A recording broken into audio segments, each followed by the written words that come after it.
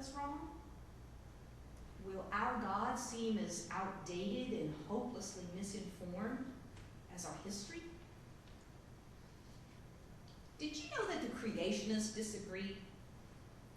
Robert Pennock's book, Tower of Babel, will give you more, but there are young earth creationists and old earth creationists, progressive creationists and evolutionary creationists, and many hybrid lines of thought. They disagree about how to explain away the evidence. Do we say it is a test from God? Or do we try to claim that the fossils do not tell the story of evolution? Do we admit that evolution happens in the lab and on the farm, or do we say that all varieties of people and critters were created once upon a time 6,000 years ago?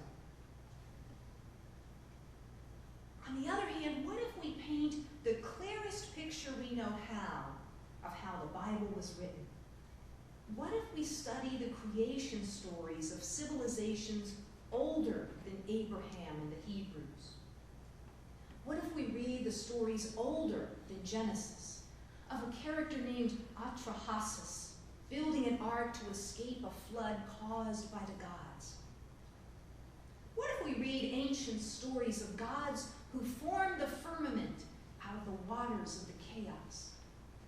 Perhaps those stories would help us remember that myths are like Aesop's fables, told to teach us a moral truth, a lesson. Perhaps it would get us thinking, why do we tell those stories? Why have we told these stories since our ancestors first spoke? Ever read the book of Hosea? Ever read the harsh images in Ezekiel? Like today's shock jocks and over-the-top commentators, they painted pictures designed to fascinate and captivate. If we say it is not good to worship stone statues, people yawn and go on about their business. If we call people harlots and describe gruesome outcomes for their public displays of unfaithfulness, they might sit up and pay attention. So Hosea and Ezekiel used scandalous language and horrifying imagery. Vivid stories capture and teach memorable lessons. If the peoples all around us have wonderful, engaging stories of how the world began, why not borrow those grand tales? What if we can use those stories to teach our children and our neighbors that one God created the world, the waters and the stars and even people? We will have to do so carefully. We cannot call the sun and moon by their names, since those are gods to our neighbors. I know we could simply call them the greater light and the lesser light. Use those imaginative tales to teach that one God is sovereign. What a marvelous idea. The impact of these early stories go beyond creation and our origins. Many of the earliest tales of creation out of chaos show the winning God subduing water, the oceans or the Euphrates River.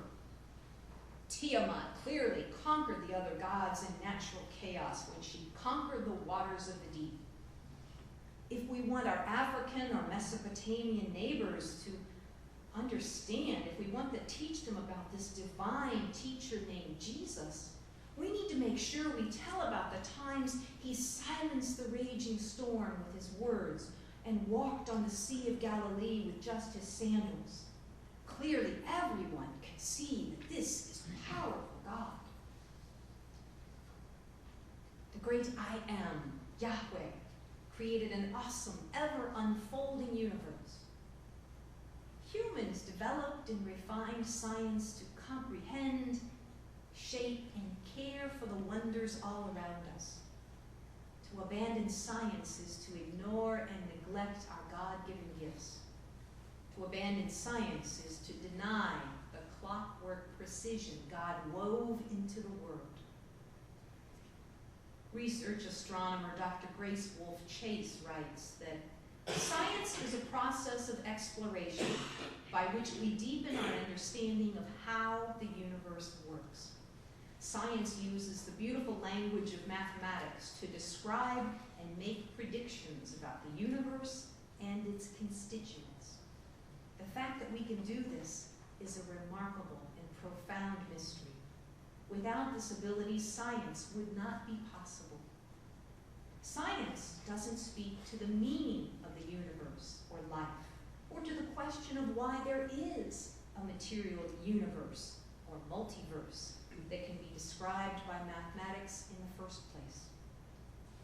Over a period of centuries, scientific exploration has revealed that the universe is ever-changing in both a physical and biological sense. The word evolution refers to this change. That evolution occurs is supported by an overwhelming amount of evidence, although the details of the processes that are most important to different aspects of cosmic and biological evolution will no doubt keep many generations of scientists busy refining old theories and formulating new ones. Dr. Wolfe Chase reminds us that science is not equipped to deal with questions of meaning and purpose. This faithful Lutheran professor declares, the maker of all that is the source of everything, including our scientific discoveries. Evolution refers to the physical and biological processes of change over time. The doctrine of creation is our affirmation that God is the ultimate source of what science reveals to us, regardless of how the universe and its constituents came or come to be. This affirmation is not something we can discover scientifically. If we could, wouldn't this make our science bigger than God? End quote. Or as one man said, if you want science to prove your faith, it is not faith. So what shall we do? Among Gandhi's 7 social sins are knowledge without character and science without humanity. Our children need both clear logical thinking and the strength of their faith. They need to understand that science works from theories, challenges, and proofs. They also need to hear Christ's call upon their lives. To do that, they need a modern, sensible way to incorporate the ancient stories of our faith. How do Noah and nanoparticles coexist? We must ensure that all wisdom is on the table. We must encourage our teachers that we will support them as they explore modern wisdom and lead our children to discover the workings of God's incomparable realm. Early mathematicians feared that God's existence might be threatened because they could not answer a math problem they themselves had dreamed up. Today, there are those among us who insist that scientific understanding threatens faith in God. We who know better can send our children off to school and support their science teachers. There they learn what and the how.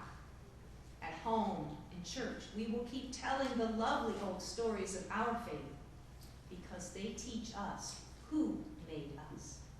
And together, we will keep pondering the why. To keep our young adults in the faith, we will teach that the old stories tell us about God's faithful love.